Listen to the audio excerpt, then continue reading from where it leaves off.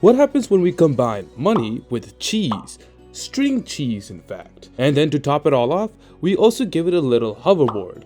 Well, we get Gholdengo, and this cheesy money Pokemon has been absolutely cash since its arrival in the competitive tier, more specifically the OU tier, Smogon's most popular competitive format.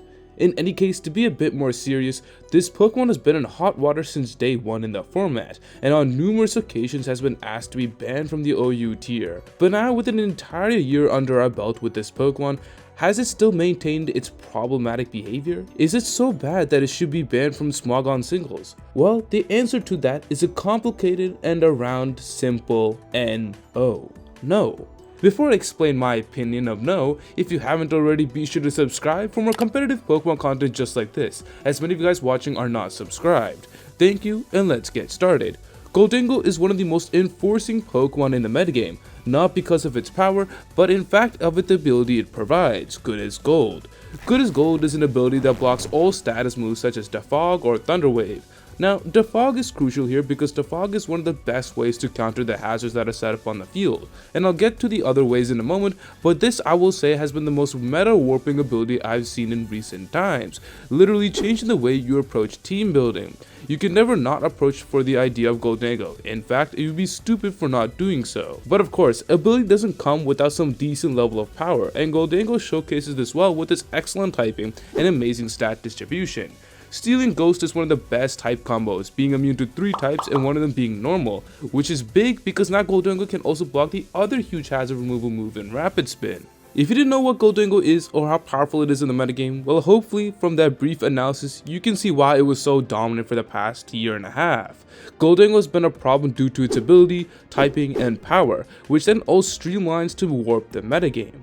Now, the reason why I am making this video is because I've seen a ton of comments around saying we should ban both Kingambit, Gholdengo, etc. And while Kingambit is a different subject at this current moment, I don't think Gholdengo is near a ban level in my opinion. I think the first and most obvious point to point out is that Gholdengo isn't actually as good as it used to be, just in terms of raw power and the sets it usually runs. As I alluded earlier, Gholdengo wasn't just good because of its ability, but because of how natural of a good Pokemon this was even without its ability with its raw stats and great move pool.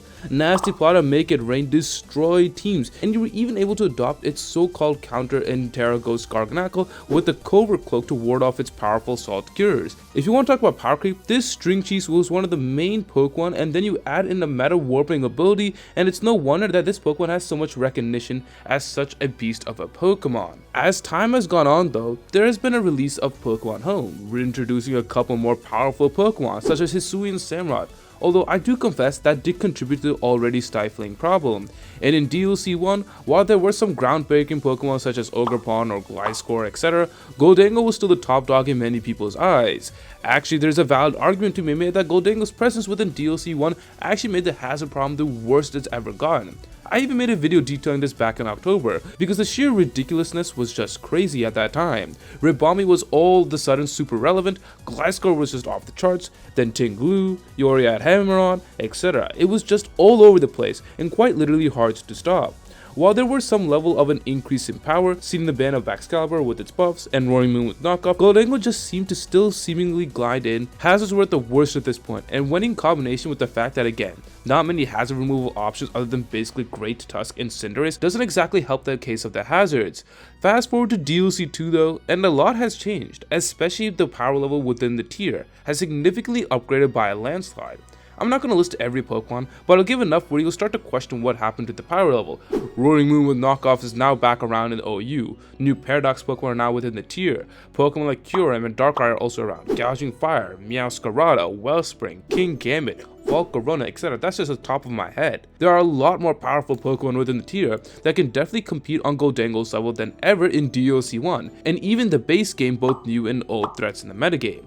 This is also clearly evident by its usage stat, as this is one of the lowest usage Gholdengo's ever gotten in its lifetime, from down to around now 20% in usage, which is just absurd compared to its normal standards. The influx of power creep from especially DLC 2 has limited the offensive capabilities of Gholdengo to a certain degree, as it can't be offensively imposing as in the previous iterations of the metagame. If anything, usually the conversation should stop around there. If it isn't as offensively imposing of a Pokemon, there shouldn't be any further discussion for a bannable offense. Yet, its ability is still something that looms over the competitive single scene, more specifically two underlying issues. One, no matter what, the threat of its ability is something every team needs to plan around. Despite my critique the last couple of minutes, Gholdengo is still one of the most popular Pokemon Generation 9 OU, so planning around as if you're not going to counter this thing throughout a Pokemon battle is very irresponsible, because then Gholdengo and Hazard's incoming can outright hurt your team. But the second issue we really have to talk about is something I hinted a long time ago, and that is the nature of Hazard removal right now within Generation 9. That's partially also the reason, in my opinion, you can't ever disregard the threat of Gholdengo, its power, and its utility. Right now in OU, there's one viable Defog user in Corviknight, and 3 viable Rapid Spin users in Great Tusk, Iron Treads, and Torkoal. And then of course there's Core Change Cinderace. While power creep has certainly been increasing in an upward direction and Gholdengo's usage has been declining as well, hazard removal has never gotten any better. That is a huge problem, and the most underlying problem to why, in my opinion, players feel like we should ban Gholdengo. I bet if we had a couple more viable options within OU, hazards at this point, not in DLC 1, not in the base game or home meta, but in DLC 2 metagame, it wouldn't be as much of a huge discussion as it's made out to be. Because think about it, Gholdengo is barely making 1 out of 5 teams right now. It's just a little above that threshold of 20% right now, and even from my experience of laddering in the past couple times, I haven't seen it as much in the prior months. Now yes, do you still have to plan for this Pokemon because you know hazard stack still destroys you? Well, of course yes. The answer is always yes. But as I did earlier in this video, I rattled off just the first names to my head when I talk about countering Gholdengo, and those are all popular meta threats, and I'm sure there are others. But let's suppose we get rid of Gholdengo in the metagame. Right now, we get rid of it, we lose that ability within the tier, more so than its power. Does that really solve the hazard stacking metagame?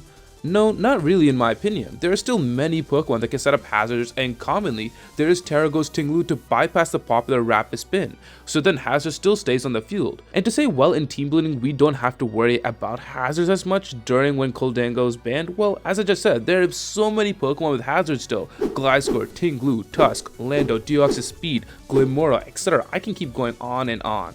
And in return, we have 2 elephants, a slow turtle, a rabbit, and a steel bird. Corviknight isn't as popular, and although you could argue that its popularity will rise with Gholdengo's ban, the still idea is it's still a really slow bird, and you could still get rid of it pretty convincingly with or without the fog. Torkoal, well, it's just Torkoal. Cinderace isn't also the most splashable piece, and yeah, Iron Treads and Dusk can get the job done, but largely hazards will still be a problem because people will still find a way to bypass the predictability of getting rid of it, just as they always have, with the example of Terago's Tinglu.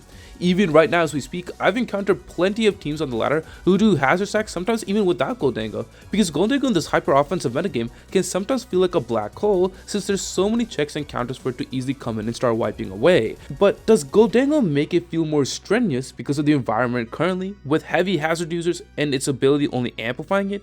Yes. The answer of course is yes, which isn't Gholdengo's fault, and if anything, the environment also around it now has become more vicious to the point of its usage dropping down pretty drastically. How can we ban a Pokemon when it isn't that powerful outright, and the only thing threatening is its ability? The ability is strong, but it isn't as strong as before, and it can't be so strong where it is as meta warping as it once was. If Gholdengo is having a more troubling time on the battlefield for the first time in its short history, it just doesn't make any sense to just ban it right there.